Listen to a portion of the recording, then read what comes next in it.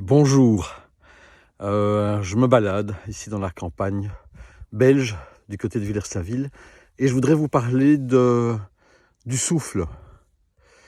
Ce sont des choses simples et ordinaires que je voudrais vous dire et pourtant fondamentales. En tout cas dans mon travail, j'y pose une attention toute particulière. On nous dit en yoga et généralement qu'il nous faut respirer par le nez, et quand on observe les petits-enfants, eh bien on peut voir que les petits-enfants, ils respirent généralement par la bouche. Et alors les petits-enfants, ils changent d'humeur constamment, du rire aux pleurs, à la colère. Et un adulte, s'il changeait d'humeur constamment, on dirait qu'il est instable. Un enfant, on dira qu'il est vivant.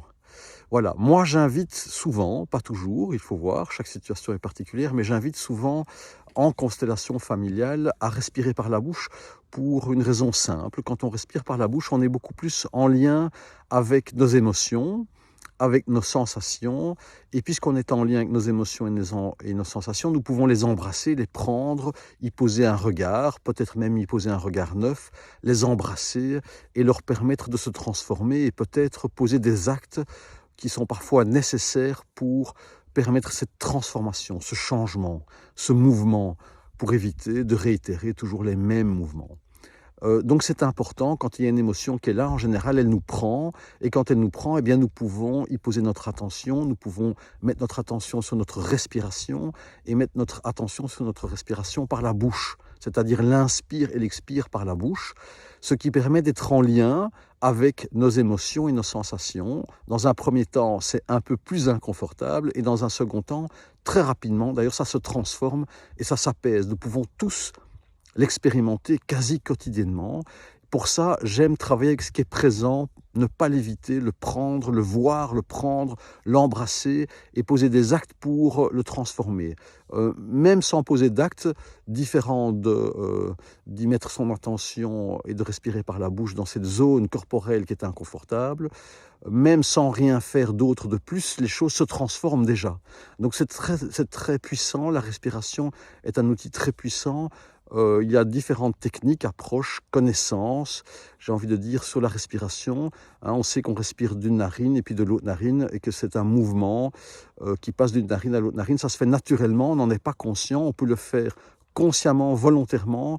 Quand on change notre respiration, nos pensées ça changent, éventuellement s'apaisent, et notre état, nos humeurs changent aussi. Alors ça peut partir des émotions qui altèrent notre respiration, mais on peut volontairement partir de notre respiration pour altérer notre état. Ça se fait en rebirth. En rebirth, on amplifie sa respiration, on respire plus vite aussi, et donc on suroxygène, on hyperventile, on suroxygène le sang, et comme on suroxygène le sang volontairement, eh bien ça permet de rentrer dans d'autres états de conscience, dans des états de conscience modifiés. Je n'invite pas du tout à le faire comme ça, c'est pas un jeu, mais ça peut se faire, une approche très puissante, très profonde, et donc cette respiration est importante. Le souffle nous accompagne de notre premier souffle jusqu'à notre dernier souffle. C'est, c'est notre plus grand médecin.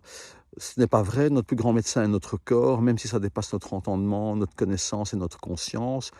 Mais j'en parlerai peut-être une prochaine fois. Donc la respiration nous accompagne de notre premier souffle à notre dernier souffle. Nous l'avons toujours avec nous, donc nous pouvons le mettre volontairement, intentionnellement à notre profit. Je serai ravi de respirer avec vous lors du 4e séminaire en constellation familiale dans la formation que je donne. C'est un séminaire très particulier, je laisse passer la voiture puisque je suis dans la campagne belge et que même de bonne heure il y a du trafic. Je serai ravi dans le 4e séminaire de la formation à faire un exercice long, puisque lors du 4e séminaire, nous travaillons également la nuit. Nous faisons un travail de méditation, de conscience sur nos perceptions. Mais je n'en dirai pas plus. Je serai ravi de vous y accueillir si vous vous inscrivez dans le cadre de la formation. Mais de toute façon, lors des week-ends et même lors des consultations individuelles, j'invite souvent à poser notre attention sur notre respiration, sur l'inspire et l'expire. C'est simple et pourtant, ce n'est pas anodin. À très bientôt.